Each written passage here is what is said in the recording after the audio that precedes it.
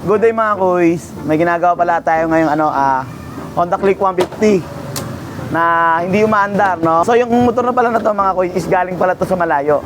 Galing pala to sa Candelaria, Quezon, no mga kuys. So dinala rito sa atin sa Tenix Motor Service, pinalalabog, no? Ayan, ito. Hindi to umaandar mga kuys. Bali, ito palang motor na to mga kuys, galing na rin to ng ibang shop doon sa Candelaria, Quezon. Bali, sinukuan na rin, no? Hindi nila mapaandar. So, nag-research si customer. Ayaw na rin kasi magpakita ng mukha ni customer kasi nahihiya doon sa pinagpagawa niya sa Quezon, no? So, yun, bali nag-research si customer tungkol sa mga click, sa mga ECU, yun, tayo yung nakita niya. Kaya, hindi siya nagdalawang isip na pumunta rito sa Caloocan from Candelaria, Quezon at pinalala mo bang kanyang Honda Click, no? Ito nga pala nakita natin mga problema mga kuys, no? Ito ang issue. Ito natin problema, sira ang kanyang ECU at ang kanyang receiver. Okay? Yan, ito sira sa kanya at ito. So, paano ba na natin nalaman mga kuys na nasira ang kanyang ECU? At bakit nasira ang kanyang ECU at ang kanyang transponder? Unang-unang diagnose natin mga kuys, sinasalpakan natin ng MST500 natin at itong Dr. API natin, hindi siya pumapasok, nagkakaroon siya ng communication error. O nagkakaroon siya ng communication failed. Hindi pumapasok ang ating diagnostic tool papunta rito kay ECU. So yun, nakita natin na nagkakaroon ng ganon. Tapos, chinik na rin natin ang kanyang K-line. Itong K-line na to, true and true, no? Negative, positive. Tapos yung, tawag dito yung maroon, papuntang ECU. So chinik natin yung continuity. No, mga kids, chinik natin yung continuity niya is okay naman. Connected naman, wala siyang putol or grounded, no? At ito pa nakita natin mga kuys. Pag in-on natin, ayan, no? Nagkaroon ng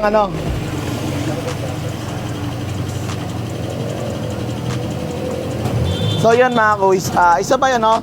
Nakita natin, nagkaroon siya ng check engine na stay. Yan, no? Kung makikita nyo ba mga kuys, medyo yan. Nagkaroon siya ng stay na check engine. Tapos yung kanyang key indicator, naka-stay na rin, no? Tapos, ito pa, medyo nag-iinit ang kanyang ECU at ang kanyang injector. Yan. Kaya na-pinpoint na natin na sira talaga ang kanyang ECU. May MOSFET or IC doon or diode band tawag doon na shortage dito sa kanyang ECU. At ito pa mga kuys. Kaya ko rin pala nasabi na sira ang kanyang immobilizer, yan yung receiver, dahil kita nyo mga kuys itong tawag dito receiver na to, ang gumagana na lang dito is yung pang-on niya ng solenoid. Gumagana pa ang kanyang pang-on ng solenoid, kaya siya na si switch on. Pero ito ang nakakapagtaka mga kuys, di ba? Nakakabit yan at naka-on na yung panel, pero pag pinindot mo ang kanyang starting, lumalabas yan. Yan o, kita nyo? Nagkiki-indicator. Ayun o. So yung signal, hindi na niya natatransmit doon sa ECU. Ang nangyayari na lang na gumagana sa kanya is yung pang-open ng solenoid ng kanyang ignition switch, no? Kaya ngayon, na-on natin yan, di ba? Ayun o, na-on natin. Yan. So nangyayari, nagdumagana pa pero yung pang-on na niya na lang ng solenoid nitong switch. Pero yung pag-transmit niya ng key coding through ECU, papuntang ECU, hindi na nagkakaroon ng hindi niya nababatuhan ng kanyang key coding, no? Kaya nangyayari, hindi na siya umandar. So yun, kaya nag-decide ako, magpapalit tayo ng ECU and then ng receiver. Ito mga kuys. Okay?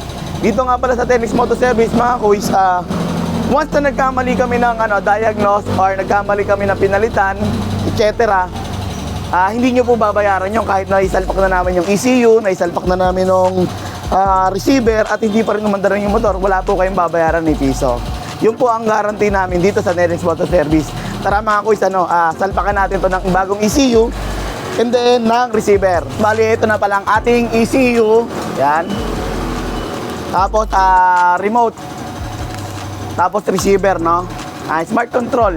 Yan, pati ECU. Talpak natin mga kuys. Ito palang receiver mga kuys, may kasama na siyang remote and then yung key code niya. Ayan o, kasama na rin pala to.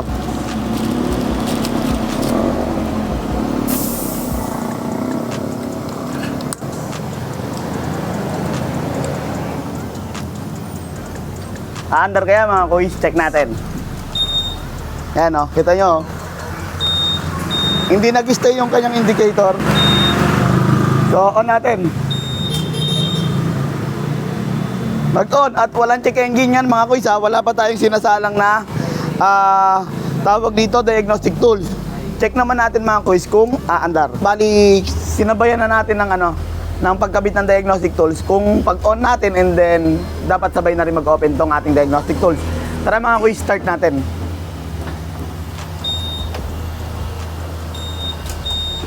Kita nyo mga kuys, pasok agad yung ating diagnostic tools oh. Ang ating Dr. Rafi kanina mga kuys, kahit nag-on ang kanyang panel, hindi pumapasok ang ating diagnostic tool. At ito pa, wala rin isang key indicator. Ayan o. Kita nyo mga kuys, wala na rin siyang key indicator. At wala na rin ang kanyang stay na check engine. Okay? Try naman natin mga kuys kung aandar.